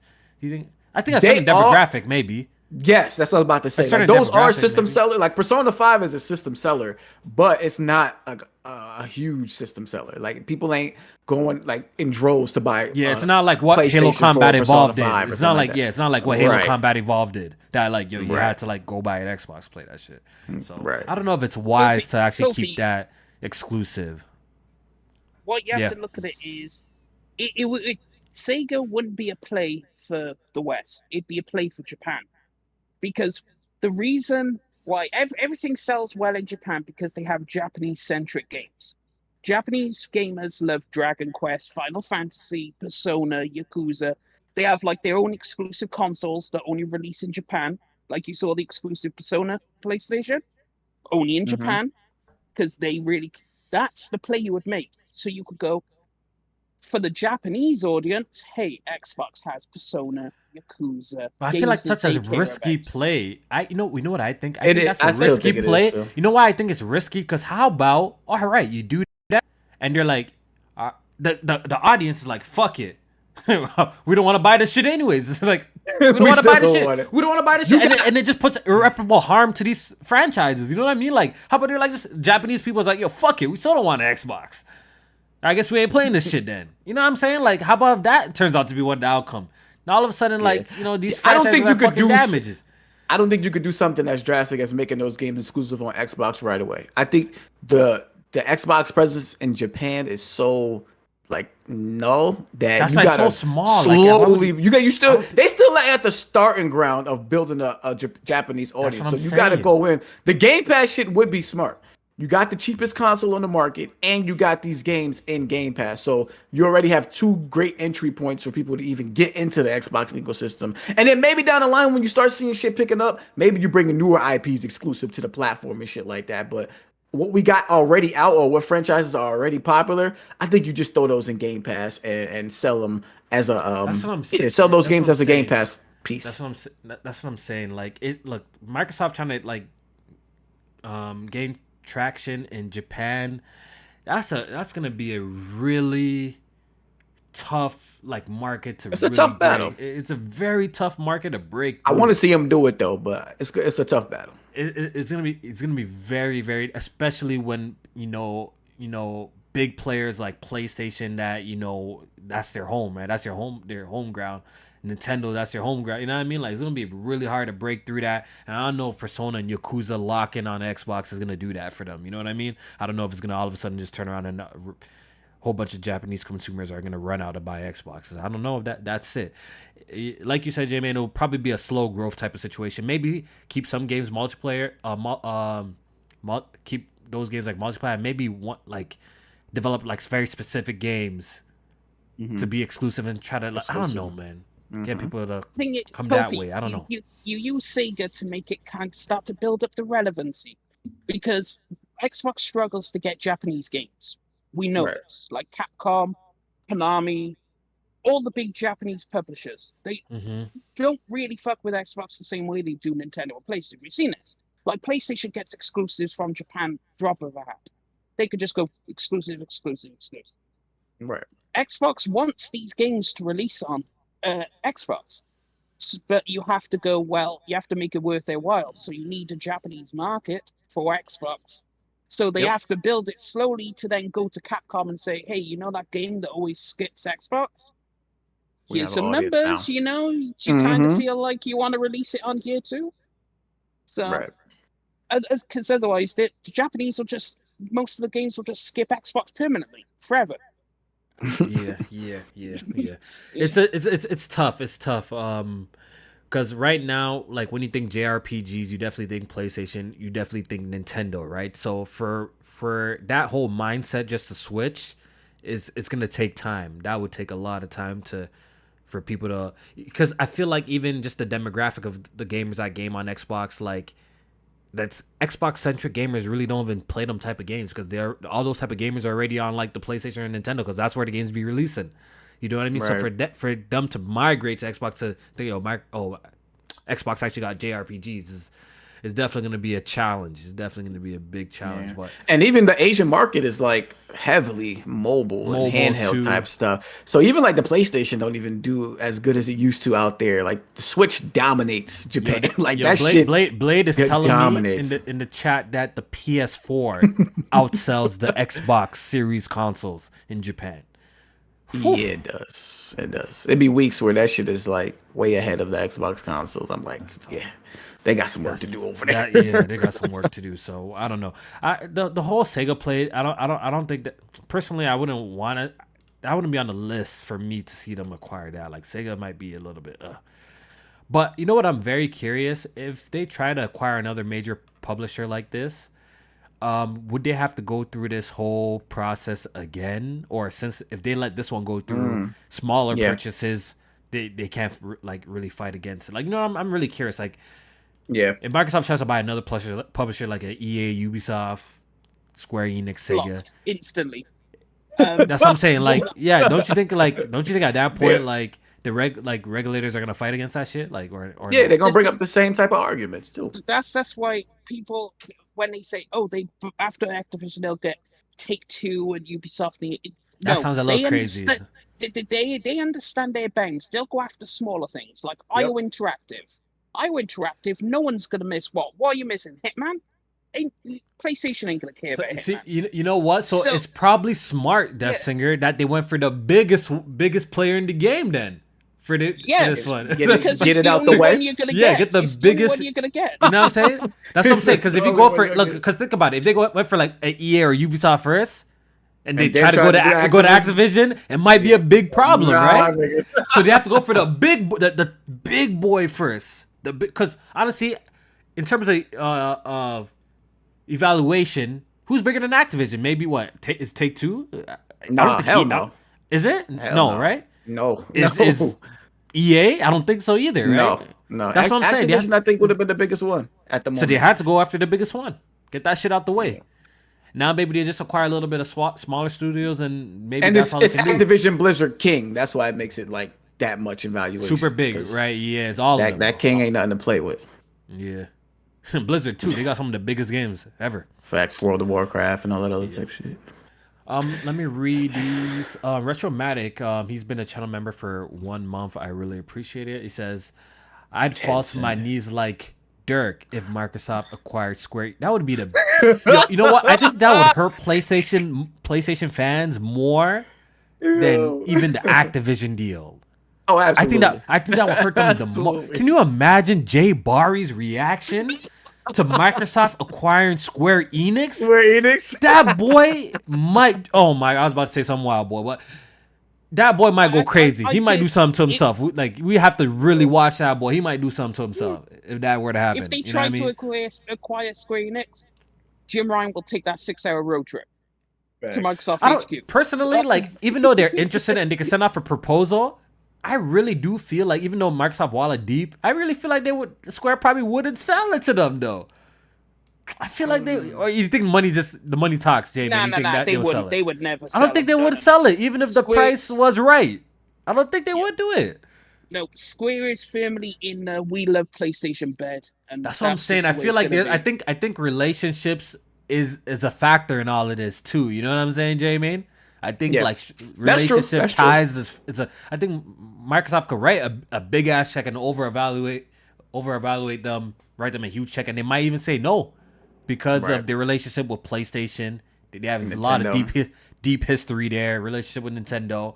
They might just reject that shit, or they rather might get acquired by PlayStation because once again they have strong relationship to them. You know what I'm saying? So I don't know. Yeah. I don't know. Shit's crazy. I guess the Iron Mike final said, arguments are done. man said, nigga, Square trying to make NFTs of games, yo. They taking that Yo. bag, yo. They taking that bag. Hey, maybe you're right. Yo, Maybe Square you're be right. doing some smart shit and then some dumb shit at the same Maybe you're time. right. Like, I don't know, I don't know. Oh, to be honest, I don't think it's a good idea for anybody to buy Square right now, unless they like going to switch up the whole like formula what they got going on over there. Cause Look, let's be real, J man. Right now, Microsoft, even with them acquiring Activision, it seems like they have enough pieces on the board, bro, to put out some of the best content in gaming. Like the studios that Microsoft has under their belt, J man. Even from Bethesda, no, we're being like realistic. They still have ID. Yep. The people who make Doom Eternal, there's like they make Machine amazing games. Still gotta go. Like they have quality studios that could produce fantastic video games. At this point, Microsoft needs just to really focus on managing these studios properly and delivering the best type of quality games out. Y'all got Ninja Theory. They got Ninja Theory for $100 million, by the way. Yeah, they paid too much. They paid too much. 17 million. I said it on the timeline. People were trying to get at me. They paid too much. I don't care. 117 million for Bleeding Edge, man. They paid $100 million. Hellblade dropped in 2017. 17. I believe. Mm-hmm. It was Is the it next really game too that much, though? Yes. The next game that they put out was Bleeding Edge. The game is dead. The next game that they're putting out, Hellblade 2, which was extremely promising. But the last couple of showings is looking like you're doing a whole lot of walking, a whole lot of tech demoing is going on in that game. I don't know what the fuck going on with Hellblade 2 right now. So right now it seems like they definitely overpaid. And traditionally, I think at the time, like not like that studio was like a small 15, 20 man studio, wasn't it not? Like it was like a small ass studio. It wasn't nothing big because they was like they was filming their own mocap and like their own like bedrooms and shit. Like it was like a lot of makeshift shit that they put together with that Hellblade game. So it wasn't nothing big. Yeah, man, I don't know. I think they overpaid for that shit, bro. I in their eyes, it's not overpaying because they just need to get rid of money, the cash on hand.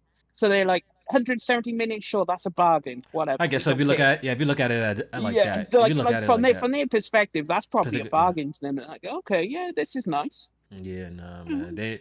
Ninja Theory need to go back and make some traditional games like they used to, like, you know, with the DMC ones, the like Enslaved Odyssey, Heavenly Sword. They need to go back to that bag. Yeah, I'm not fucking with the bag that they're in right now. Yeah, they need to go. That could be why they were so cheap too, because I don't think they own none of those IPs, so they just was buying the talent, similar to like Insomniac. They didn't own a lot of IP. So it wasn't that much to buy them. You're just buying the talent mostly. Yeah. Well, they clearly getting money because they're opening the second studio and everything. Yeah, they've expanded. They've expanded. They've expanded. So they're I probably think they're up to like 100 and something now. They'll probably be working on 2 games. Well, hopefully they're cooking up something fire because I'm not liking what I'm seeing from them right now, bro. Blade X with a super chat donation says Canada is also against the merger. Deaf Singer. Canada. You're already okay. Canada doesn't matter. It's one of those irrelevant places. Oh, hey, sir. No disrespect. Don't be disrespectful. Canada need to focus on them fucking wildfires and put that shit on. I'm sick of waking up and my air quality is ass. Can y'all figure that shit out? I'm worried about this goddamn Watch your mouth. Watch your mouth. Them damn fires out, man. Canada disrespect. You feel me? No Canada disrespect. But the only 3 that actually matter is the EU, FTC, and CMA. I hope Canada steps on that deal, Dustin. I hope they step on that deal for y'all niggas. They ain't gonna move the needle. They're the same by Canada. They over there trying to, put their little 2 cents in it. You'll get your ass. Oh man, don't be treating us like this. It was like, it's too late. Like, y'all can't even affect this. Like, get up out of here. John Donuts with the super chat donation. I appreciate it. He says Square would not sell. Remember Sony saved Square from bankruptcy? That type of stuff goes a long. I think he meant to say a long way in Japan business world. Like I would feel like there's very strong relationship ties to like Square and Sony that like maybe that shit would have happened, yo. Maybe that shit would happen. Captain Sidekick with a super chat donation. I appreciate. He says Insomniac was the biggest steal in history. That definitely proved to be a great investment. You know what I mean? That definitely they pumped out Spider-Man, Miles Morales, and Rift Apart, and they cooking up Spider-Man 2 coming out this Spider-Man 2 this year. Come on, bro. They carrying first party on PS5. They right literally, now. yeah, Insomniac's literally carrying. They're literally carrying right now. But I guess, to be honest, yes, Insomniac Games and Square Enix this year is they definitely from PlayStation. And I think that's it. I can't think of anything that was interesting that got revealed during the court cases. Look. All I know is no matter where this goes, J-Main, next week is probably gonna be extremely toxic, it's gonna be crazy, extremely lit nuts on the internet. What either way this goes. I'm tuned in. I've got my popcorn ready because can you imagine if this deal gets blocked though, J-Main? I think it'll actually be more entertaining. To be honest, I'm not hoping it gets blocked, but if it does get blocked, I think it will actually be more entertaining. It would be more entertaining if it got blocked. Think about it. I think most of us expect it to go through. Yeah, exactly. If it gets blocked, I think it would be more entertaining if it's blocked on the timeline versus if it gone through. Like, I know the PlayStation fans are going to get mad and cry. A whole bunch of them are going to get. But can you imagine the Xbox dudes who have been making the graphics, J-Main? The graphics for months! They've been making graphics for months! I see the graphics would say help is on the way. Have all the Activision studios. Yo, bro, on there. I've seen Xbox. Bro, I've seen Xbox dudes make graphics of come into Game Pass, and it's like every single Activision game, and they literally doing they've been making graphics for months. For years. This shit has been speculated. Bro, I've been in since for years, man. If this shit gets blocked, I don't even know how the Xbox fans could take it. I don't know if they could take it, J-Man. It might be. I think it's definitely be way more entertaining if it gets blocked. But we'll see. We'll see what happens. July 7th is supposed to be the date. Next week.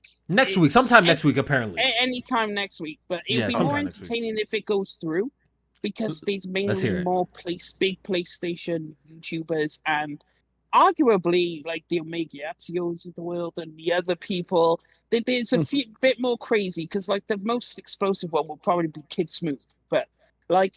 Yo, Kid Smooth, if they should get blocked, bro. That boy, the racism, this nigga's gonna spew on the timeline about that FTC but girl. Imagine if it goes through, Kid Smooth flying off at all the places. Oh man, either way, Kid Smooth is gonna be uncontrollable. You see, the funny thing is like when it comes to the super PlayStation zealots, like I see them on my For You page and stuff like that. I know who they are, but to be honest, I really don't follow that side as tough, to be honest. I really don't. I feel like I don't follow the Xbox dudes, but it just seems like, I don't know if just because they have less games, so they're more on Twitter, like tweeting about that shit. But I feel like their fan base is like they've been going super crazy when it comes to this Activision deal. Like I just saw a homeboy in the chat, Etch, the hero, says, I saw a graphic with Diablo 4 coming to the game. I saw that same graphic too. Oh yeah. That today too. Yeah, I saw that. These guys been making graphics for days. This will be it will be absolutely hilarious if this shit fucking doesn't go through. It would be hilarious. But you know what? I kind of want to see Microsoft win because I feel like they get too much L's. So I'm hoping it goes through for them, man, because they get too much L's, bro. I want to see them get a dub. I do want to see them get a dub, so I hope it goes through. I do hope it goes through. If it goes through, I won't be going on Twitter. No, you're not going to tune in. Don't tell me if it does go through, you're not going on Twitter. If it does go through, no, because I'm going to see some outlandish shit and probably get cancelled. Oh, that's a good guy. He's going to put his meat on the table. He's going to go crazy. He's going to go crazy. So I'm going to be, I'm going to fall back and see how it goes, That's funny. But I think that's it. I think even the hearing is done. So we just wait until next week to hear it. And hopefully after this, we can finally put this shit to bed. People have been talking about this so much, but so many Xbox mans turn lawyers, so many PlayStation mans turn lawyers. Like, are y'all playing video games? How about that? That shit is Let's see your man. achievements, sir. How many games have you played in the last 5 business days? How Niggas about got that? more hours in the Zoom calls than they got on video games. That's what I'm saying, bro. If you in a Zoom call and you haven't beat, if you're Xbox doing in a Zoom call and you haven't beat Hi-Fi Rush, you should be mass blocked by everybody in the gaming community. That's what I think. Hey, You know what I'm saying? peep the tech though, Kofi. You sit in the Zoom call and you grind out Diablo 4 because That's what they do. doing that. You know they ain't doing that. They ain't doing that. They're writing They notes. sitting in You know what? They're Zoom live call. tweeting. They're live tweeting, J man. That's what they Eating doing. Cheetos and they lazy boy with their stomach hanging out. They ain't beating no games. I was on about me. I'm sitting in the Zoom call grinding Diablo, but Mhm. they are not doing that. But it's because it helps break up the monotony. You get to hear all the it's like background music. Hey man, Oh, I don't can't know, do man. it. I had a But, brain hey, man, we gonna aneurysm see just what reading the Real gamer notes. talk, we gonna see what happens next week. All I know it's gonna be hella entertaining, and we're definitely gonna be here reacting to it on the podcast on Thursday. But I think that's it. That's all the topics we have to talk about today. Yeah. Shout out to Def Singer for actually popping in because you were actually a big help because I don't even know where to go with all of this shit, man. So I appreciate you even popping in and coming to talk about this FTC shit, bro. I originally wasn't gonna do it. It was just I just wanted to make sure the cap is kept at a minimum for Baldur's Gate 3 because I guarantee you half these people that are saying they're gonna buy it, they're gonna drop it because they are not ready for what PlayStation games don't even come close to how in depth this game is.